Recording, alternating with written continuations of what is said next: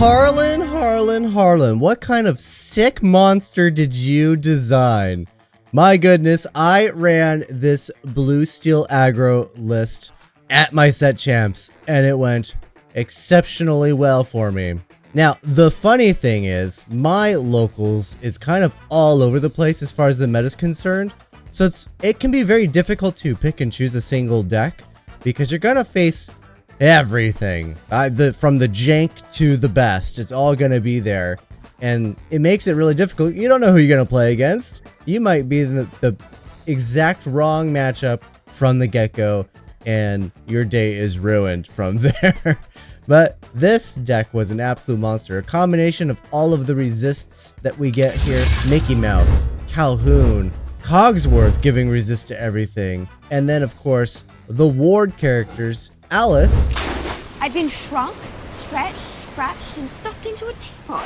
And Alice's ability to give ward to other things. And again, Cogsworth with his ward. I am Cogsworth. Please attempt to be a gentleman. These things were exceptionally potent. My opponents were, by and large, unable to remove the entirety of my board. In fact, cards that typically get played that they could reliably do 1-for-1s with, they were having to do 2, sometimes 3 of their resources to deal with a single one of mine because of all of these stacked defenses we have. And then on top of that, big bodies such as Pluto, which of course has bodyguard, so they have to trade multiple characters just to get the opportunity to try to trade for my other things that they really want to go after, such as the Calhouns and the Alices and the Smees. But then we also have like Scrooge McDuck. Just a 5/5 body is massive, super difficult to deal with. And again, the second we slap any sort of resist or even put ward on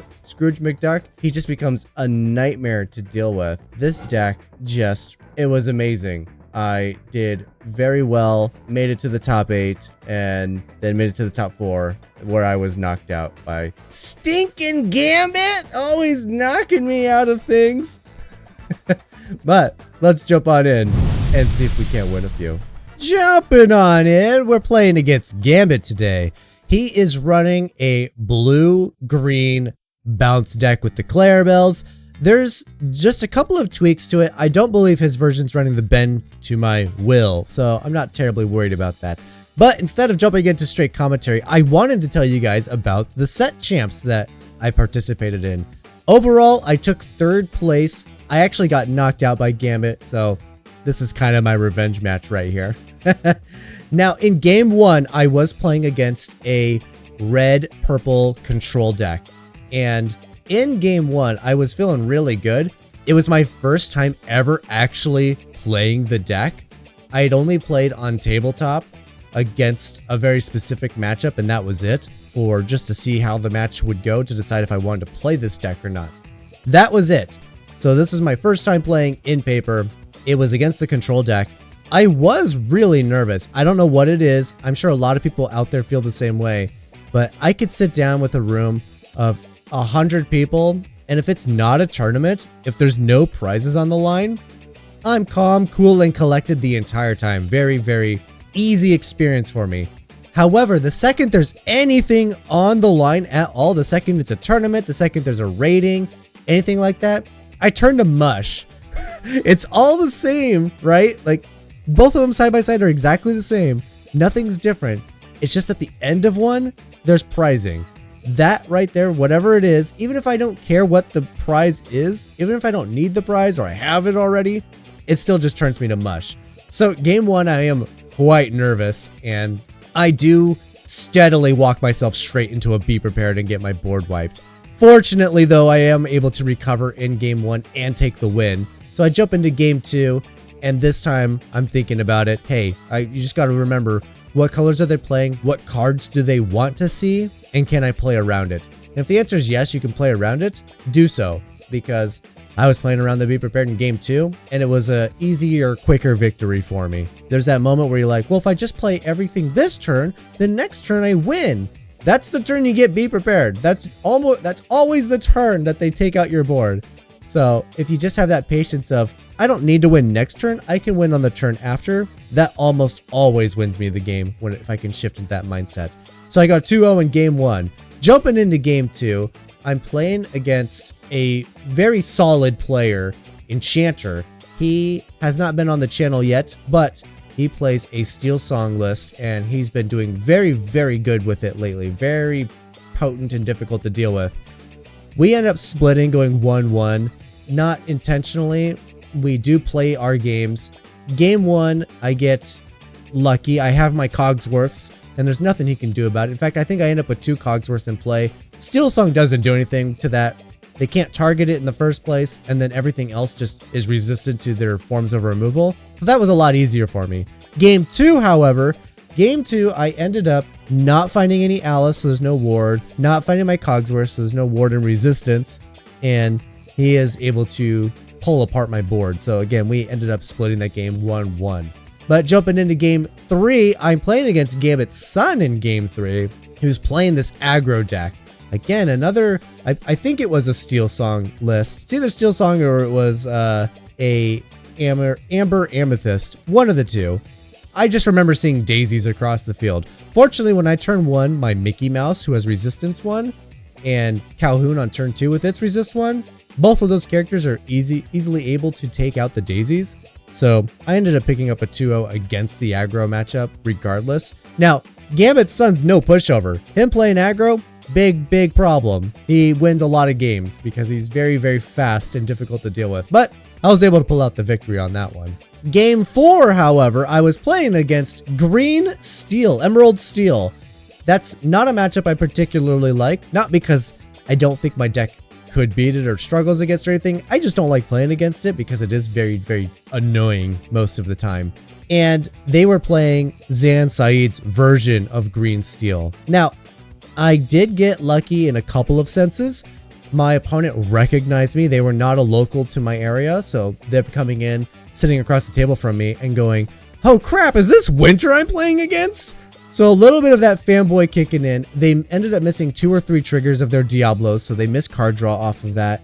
And I think that's what really propelled me to win game 1, which I was going second in. So I actually won going second against Green Steel. And then once I knew I could beat it, my confidence levels spiked for game 2. And I just obliterated that match in game 2. Just a whole lot more aggro. I went wide really quickly. All of his discard cards meant nothing because my hand was just on the board. So that was great. Game 5, I ended up just doing an intentional draw. And that allowed me to take the #1 spot in the Swiss rounds. So I was ranked #1 at the end of the 5 rounds. But then I jumped into the top 8, barely managed to eke out a victory against SouthPaw, and then jumped into my game with Gambit, and he just crushed me. 0-2. It was gross. Now let's jump into this game. Again, we are playing against Green Blue. He's trying to bounce my stuff, setting up the board, and I'm about to play one of my favorite characters, and that is Cogsworth, Grandfather Clock. I am Cogsworth.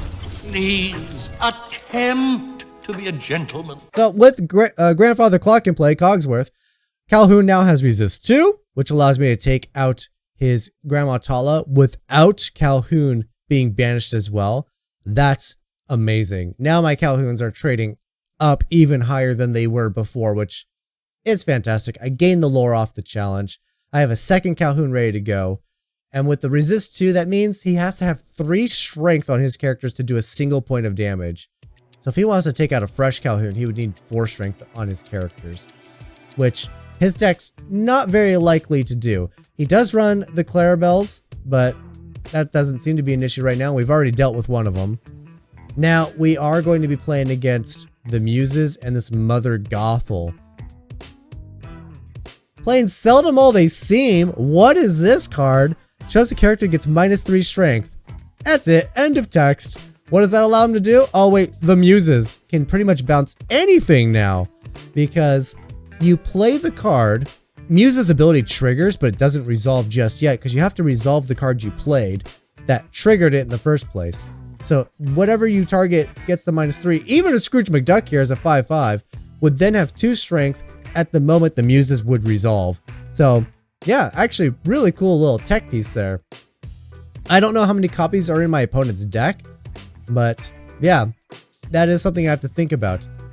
Otherwise, outside of that, my characters either have ward or their strengths are just too high to generally be bounced by the muses. So outside of Seldom, I'm honestly not that worried about it.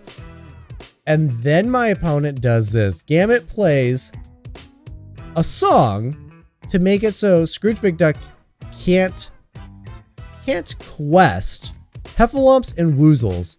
Now, this triggers muses and he bounces Gothel back to his hand, and then he can replay it for 5 and bounce a character. So in a roundabout way, his muses he can still play songs, muses can still bounce a character, his own, and then when he replays that character, it bounces my character. So he can get around the strength issue, which is neat, but it is expensive. It's basically costing Gambit's entire turn to do that cute little trick.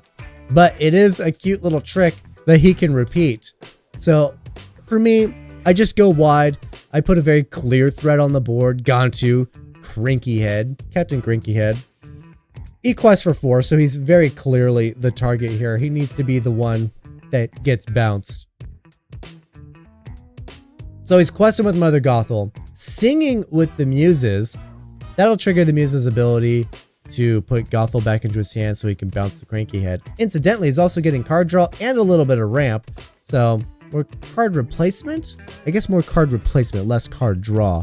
But here it is. Here's the bounce. Replays the Gothel. That allows me to, or forces me to put Gantu back into my hand rather. And yeah, helps him out. But it is expensive. Again, look at how much ink he spent to achieve that.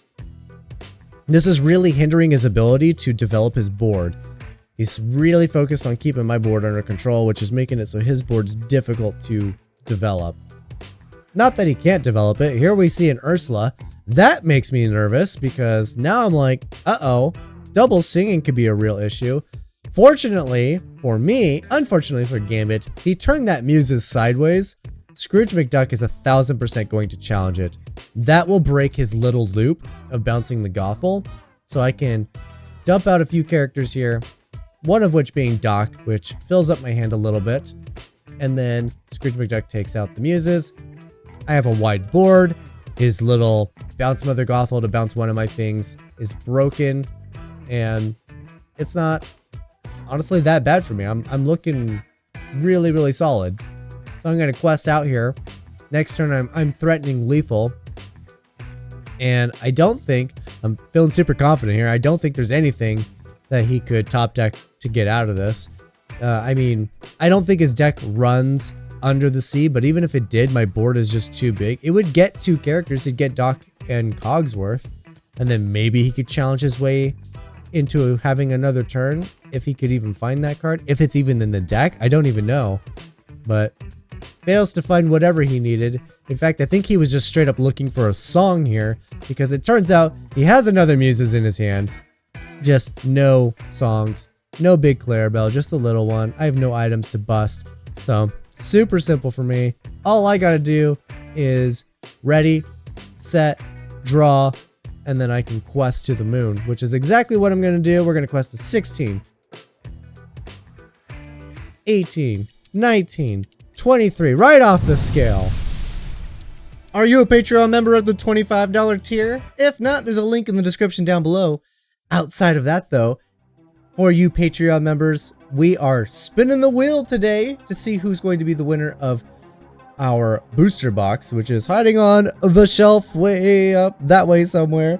That is the, what does that say? The Shimmering Skies booster box. We're going to be giving that guy away today. But if you're interested for February's raffle, I will be giving away boxes, 3 boxes to 2 people. So 2 boxes to one person, 1 box to another of the Japanese first chapter booster boxes. They are on their way. Now, I do apologize. I'm going to have to blur a lot of this because there's a lot of personal information in here.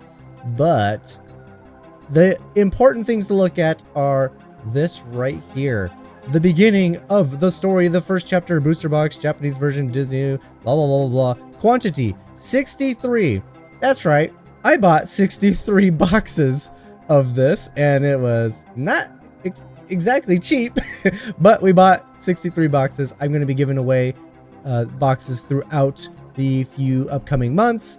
And also, once I have it 100% set up, it's not 100% right now, but I will let the Patreon members know when it's set up, and then I will let everyone else know when it's available. I will be selling a good chunk of these. So if you're interested in getting sealed boxes of the first chapter, stay tuned. Patreon members, keep an eye out. I'm working on something special just for you guys, kind of discount in the works specifically for you guys at the $25 tier. Just another reason to jump in at that level. Now, let's click on over and find out who our winner is for this particular one. Take a quick look. These are all of the active $25 tier members currently. So you guys are in for this month's January's raffle. We're going to go ahead and shuffle this up. That's not that many names. It's only 19. I mean, you guys got a 1 in 19, and then next month it's going to be even better odds because there's going to be multiple prizing. I even have a couple of first chapter English starter decks that I stumbled upon that I'll be giving away as well. So let's just spin this wheel and find out who is the winner for January. And it looks like the booster box is going to go to Irish Pan 13. Congratulations. Thank you so much for being a Patreon member, for the continued support. It does mean a lot to me. It does allow me to make these purchases to keep giving you guys cool things. This is the year of live content, and hopefully we can keep the ball rolling. This will be the year where I can give you guys sweet deals on things. So keep an eye out for that. I'll be making an announcement about that in the near future if you want to get your hands on these boxes. But let's jump back in to the gameplay. Jumping into game 2, we're playing against SouthPaw. This game is an interesting one because this is a recreation of our top 8 match. So it was SouthPaw and I playing against each other in the top 8, playing these exact decks. Now, in our match at the Set Champs, I won the first game, got my butt kicked in the second game, and managed to barely eke out a victory in the third game. So it was very close, very tight, and I was having flashbacks the whole time to our previous top 8 encounter in the previous Set Champs, where he played, again, the same list, maybe a few tweaks here and there to include the new set, but basically playing the same list and just stomped me with it. So, having some flashbacks here. We are going to immediately take out the Cursed Merfolk. I do have to discard a card. We're going to get rid of one of my uninkables and develop a little wider here, Mr. Smee. I'm feeling like, hey, if I could just control his board, take away his things that he could bounce, right? Both the things he has in play, he wants to exchange for card draw at some point. So he doesn't necessarily want to bounce them if he can help it. So all of that's upside for me. I know he's running snakes. I know he's running foxes. What I always forget, however, is that SouthPaw also always runs crabbed. I'm always getting Merlin crabbed. It's one of the things I always fall for in Amethyst. I forget it exists, and it always puts in some work, and it's just, it gets me every time. Alright, so we gotta deal with this crab before it gets really obnoxious. One of the best ways to do that, of course, is to just play Alice. I've been shrunk, stretched, scratched, and stuffed into a teapot. What do you guys think about those little overlays? I'm digging it. I think that animation is pretty sweet. But Alice is really nice because of the ward that it can give another character, the bonus lore. I am setting up for a future turn here. As you can see in my hand, I'm rocking not 1, but 2 Plutos. So for my way of getting around this crab, I'm thinking I'm going to just get these Plutos down and let the Plutos deal with the brunt of all of the damage while I quest away with Alice. Also, additionally, being able to put the ward on another character and the additional questing ability, that's always nice. But SouthPaw here, trying to be sneaky, not turning anything sideways, afraid that I will just want to trade. And yeah, he probably should have quested with Chernobog's followers, but I'm thinking he's thinking that the extra strength will come in handy if he needs to take out the Alice. And that's what he wants to do. I'm going to play Pluto. I'm not going to turn it sideways for Bodyguard and Quest because he didn't turn anything sideways himself. I may have ended up trading Smee with the crab just to, reduce the damage that he could deal back to me. And since he didn't turn it sideways and I couldn't trade, I'm just going to hold off for just a hot moment because here we go. I'm able to play. I am Cogsworth. Please attempt to be a gentleman. That's right, Cogsworth coming on down, giving resist to the whole team, which is going to allow me to pretty safely quest here. I'm going to give Pluto the ward and the +1, so I'm questing for a total of 6. So out of nowhere, jumping up to 6, showing him that I got 3 characters with ward, 1 with bodyguard, and he's got to deal with them somehow. Now the upside with Cogsworth as well, Mr. Smee, I don't happen to need a captain anymore because the 1 damage would be assigned to Smee, and then it's reduced by 1 thanks to the resist he gets from Cogsworth. So Cogsworth survives. We are bouncing the crab, pumping the flower, the white rose, which is, even with resist, just perfect for taking out Pluto. Super unfortunate. So this does allow him to have some really solid trades. The Chernobog's followers does trade with Smee, even with the resist. But we're only going to get 2 damage on Alice. So very effective turnaround here by SouthPaw. Able to take out a good chunk of my board when I was feeling pretty solid. It was the bouncing of the crab. I should have known it. As I said earlier, I always get got by those stinking crabs. Even when they're sitting on the table in front of me, they're always messing with me. Now, I'm just going to play out my hand. We're going to pump Cogsworth. So I'm questing for a total of 5 here thanks to Alice. And just jumping. At this point, his board is a little low. He will have to trade a character for Pluto. It would have to be the Prince Philip based on this. Based on his current board state. Unless he just wants to sacrifice the Pegasus. But he's not going to. We're getting crab checked again. And I knew he had it. He bounced it back to his hand. I cannot wrap my head around these stinking crabs. I don't know what it is. I always run into them. Come on, Doc. No, not that. Oh, asking you shall receive. Oh, that hurts. Yeah, I love when you ask the card gods for anything and they give it to you. Doc off the top is huge. That allows me to refill my hand just a little bit. I do find some removal. Finally get rid of this stinking crab that I keep blundering in my brain space. Trading Robin with his snake. Just getting his board super low and questing. It's, at this point we just want to win. We got to quest. We got to take care of his board. Those are the things that I'm trying to do. Now, when it comes down to our board, our deck's not great at board control. So we are just going to be shifting gears pretty much straight into questing, taking advantage of the ward and the resist that we have. So strong card and top decking a Mr. Beast, a tragic hero, a beastie boy. That's going to be really good for us. It having resist means it's very likely to draw us extra cards during our turn, but just its presence and this quest right here, I am now representing lethal.